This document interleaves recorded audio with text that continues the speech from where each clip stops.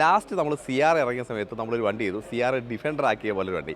അതുപോലെ തന്നെ ഇത്തവണ ടാറ്റയും കുറച്ച് മാറ്റങ്ങൾ വരുത്തി, കുറച്ച് അൾട്രേഷനൊക്കെ നമ്മൾ അൾട്രേഷനൊക്കെ ചെയ്യണമെന്ന് വിചാരിക്കുന്ന ആൾക്കാരാണ്. കുറച്ച് മോഡിഫിക്കേഷനൊക്കെ വരുത്തിയിട്ട് ഒരു പഞ്ച് ഇതാ ഇവിടെ ഇട്ടിരിക്കുകയാണ്. HBX edition. അങ്ങനെയാണ് ഈ ഒരു പഞ്ചിന് ടാറ്റ ഒരു ബ്രാൻഡിങ് കൊടുത്തിരിക്കുന്നത്. ഹുഡിലേക്ക് വരുമ്പോൾ തന്നെ നമുക്ക് ഡിഫൻഡർ എപ്പോഴും എവിടേക്കോ ഒരു ടച്ച് കൊണ്ടുവരുന്നു.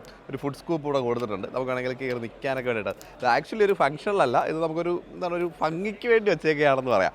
ഇനി ഫ്രണ്ടിലേക്ക് വരുമ്പോൾ മറ്റ് മാറ്റം എന്ന് പറഞ്ഞു കഴിഞ്ഞാൽ നമുക്കാണ്ട് ഹെഡ്ലാമ്പ് സൈഡിൽ പഞ്ചിൻ്റെ ഒരു ബാഡ്ജിങ് കൊടുത്തിട്ടുണ്ട്. അത് ആക്ച്വലി ഈ ഒരു കോസ്മെറ്റിക് എലമെൻ്റ് ആണ്. ഇതിൻ്റെ ഒരു റെഗുലർ ലുക്കിന് മാച്ചിങ് അല്ല, അത് വേറൊരു രീതിയിൽ വേണമെങ്കിൽ നമുക്കതിനെ ഡിഫൈൻ ചെയ്യാം.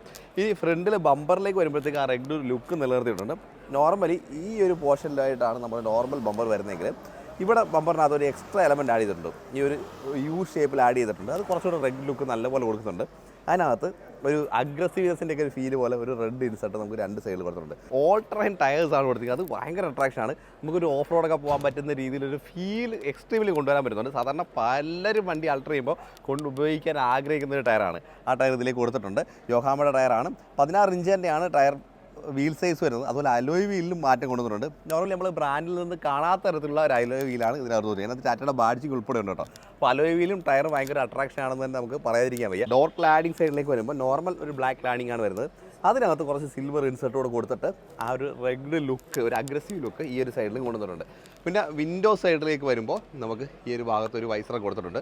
പിന്നെ റൂഫിലേക്ക് വരുമ്പോൾ ഒരു റൂഫ് റെയിൽ, അത് കുറച്ച് റബ്ബർ ഇൻസെർട്ട് കൊടുത്തിട്ട് ആ റെഡ് ലുക്ക് ഒന്നുകൂടെ എൻഹാൻസ് ചെയ്തിട്ടുണ്ട്. കറക്റ്റ് പറഞ്ഞാൽ ഒരു ഒരു ബോൾഡ് വാഹനം എന്നുള്ളത്. പക്ഷേ അതിനകത്ത് എനിക്ക് ഇഷ്ടപ്പെടാത്തൊരു കാര്യം പറഞ്ഞാൽ ഈ കാണുന്ന ബെൽറ്റിനെയും ക്രോം ഇഷ്ടപ്പെട്ടില്ല. കാരണം നമ്മൾ റെഡ് ലുക്കിനോടൊപ്പം ഒരു ക്രോം ഫിനിഷ് ഒരു കോമ്പിനേഷൻ ആണെന്ന് വെച്ച് കഴിഞ്ഞാൽ അല്ല. പക്ഷെ നമ്മളൊക്കെ ചെയ്യുകയാണെങ്കിലേ, നമ്മൾ സാധാരണ ഇവിടെ നമ്മൾ വീഡിയോ ഒക്കെ ചെയ്യാൻ വരുന്നത് നോർത്ത് ഇന്ത്യ വരുമ്പോൾ എല്ലാവരും പറയുന്നത് കേരളക്കാരാണ് ഏറ്റവും നല്ലപോലെ വണ്ടി ആൾട്ടർ ചെയ്യുന്നത്. അപ്പോൾ നമുക്ക് എന്തായാലും ഈ ഒരു എലമെൻറ്റ് വലിയ താല്പര്യമില്ല. സ്പോയിലർ വേണമെങ്കിൽ ഇതിനെക്കുറിച്ച് പറയാം.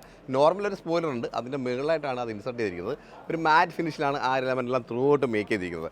പിന്നെ ഈ ഒരു ടെയിൽ ലാമ്പൊക്കെ പുതിയ പഞ്ച് വന്നപ്പോൾ തന്നെ വന്ന മാറ്റങ്ങളാണ്. പിന്നെ ബമ്പർ സൈഡിലാണ് അടുത്ത മാറ്റം കൊണ്ടുവന്നിരിക്കുന്നത്. ആ ഫ്രണ്ടിൽ കണ്ട പോലെ ആ യു ഷേപ്പ് എലമെൻറ്റ് ഇവിടെ നിലനിർത്തിയിട്ടുണ്ട്. അതുപോലെ തന്നെ ആ റെഡ് ഇൻസെർട്ടും ബാക്കിയെ കാണാൻ ആ ഒരു റെഡ് ഫീൽ, ഒരു ബോൾഡ് ഫീൽ കറക്റ്റായിട്ട് വന്നിട്ടുണ്ട്. ഇനി ഇന്റീരിയറിൽ വലിയ മാറ്റങ്ങൾ ഉണ്ടോയെന്ന് പറയാൻ സാധിക്കില്ല. ചെറിയ 1-2 ഇൻസെർട്ടുകൾ മാത്രമാണുള്ളത്. ഇവിടെ ഒരു പഞ്ചിൻ്റെ ബാഡ്ജിങ് കൊടുത്തിട്ടുണ്ട്.